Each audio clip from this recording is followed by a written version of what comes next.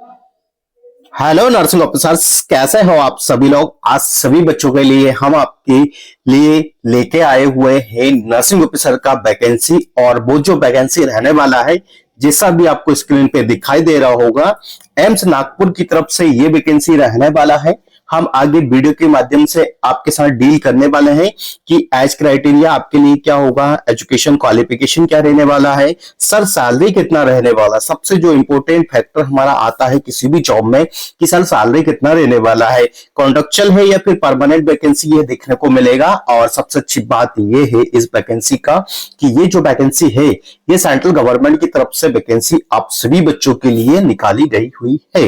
तो चलिए डिटेल में डिस्कशन करते हैं। इससे पहले यदि आप मेडिकोलॉजी नर्सिंग सर्विसेज के ऑनलाइन प्लेटफॉर्म पर पहली बार आए हैं तो चैनल को जरूर सब्सक्राइब कर दीजिएगा। नर्सिंग प्रोफेशन से रिलेटेड हर एक वैकेंसी का अपडेट आपको प्रोवाइड करवाते हैं और ये चैनल आपको नर्सिंग ऑफिसर राहुल कुमार मालविया द्वारा चलाया जाता है, तो आपको एक ऑथेंटिक जानकारी यहाँ पे प्रोवाइड की जाती है। तो चलिए स्टार्ट करते हैं बिना किसी टाइम डिले के।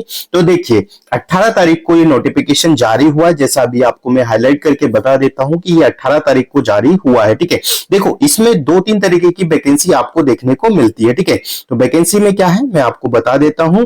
Recruitment for the post of pharmacist, ठीक है, nursing officer and technician and the data entry operator on the contract basis at AIIMS Nagpur. ठीक है, आपकी नोन जो भी है, यदि आपका कोई नोन है कि डाटा ऑपरेटर वगैरह में है, फार्मासिस्ट है, तो वो भी इस वैकेंसी का लाभ उठा सकते हैं। Last date of the submission application form, तो एप्लीकेशन फॉर्म कब से यहाँ पे सबमिट हो जाएंगे, तो 25/2/2026 को इसकी लास्ट डेट रहने वाली है। मतलब अभी भी आपके पास 2 से 3 दिन का समय यहाँ पे देके रखा गया हुआ है। ठीक है, the executive director AIIMS Nagpur invite application from the Indian national in the prescribe format available. ठीक है, यहाँ से आपको इसका एक जो फॉर्म है वो यहाँ से अवेलेबल हो जाएगा। एम्स नागपुर की ऑफिशियली वेबसाइट पे इसका फॉर्म आपको देखने को मिल जाएगा। डिटेल में बात करते हैं कि नर्सिंग ऑफिसर और फार्मासिस्ट के लिए क्या एजुकेशन क्वालिफिकेशन रहा है। ठीक है, इससे पहले आपको बता देते हैं कि यहाँ पे जो वैकेंसी की संख्या है वो कितनी है, 01। ठीक है, मतलब एक वैकेंसी आप सभी बच्चों के लिए यहाँ पे देखने को मिलेगी। इसमें आपके पास फार्मासिस्ट हो तो आपके पास आपकी पीसीआई का रजिस्ट्रेशन होना चाहिए। बीएससी नर्सिंग कैंडिडेट है तो आप इसमें अप्लाई कर सकते हो।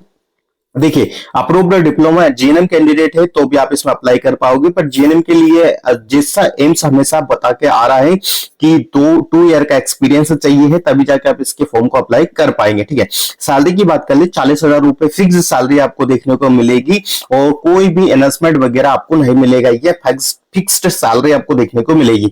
एज लिमिट कितनी है, एज लिमिट आपकी होने वाली है 30 साल तक आप इसके फॉर्म को अप्लाई कर पाओगे। कॉन्ट्रैक्ट पीरियड रहने वाला है। ठीक है, ये जो कॉन्ट्रैक्ट पीरियड है up to 31 March 2026, extend subject to approval for the further continuations from the ministry of the health and family welfare government of India. ठीक है, यदि ये कंडक्ट इनका प्रोजेक्ट अभी चलता है तो ये आगे तक काम आ सकता है, ये चीजें दिमाग में बिठा लेना है। नेम ऑफ द पोस्ट क्या है, टेक्नीशियन का पोस्ट है, 01 पोस्ट यहाँ पे रखा हुआ है। ठीक है, एसेंशियल क्वालिफिकेशन क्या है, वो रेडियोग्राफर है, बीसीए इन रेडियोग्राफर वगैरह होगा, 2 ईयर एक्सपीरियंस होगा, एसेंशियल क्वालिफिकेशन होगा, तो आप इसके फॉर्म को अप्लाई कर पाओगे। तो वैसे सैलरी आपको रहने वाला है 40,000 रुपए आपका सैलरी देखने को मिलेगा। एज लिमिट 30 साल तक है और जो कॉन्ट्रैक्ट पीरियड है वो हमेशा जितना रहने वाला है 2026 तक देखने को मिलेगा।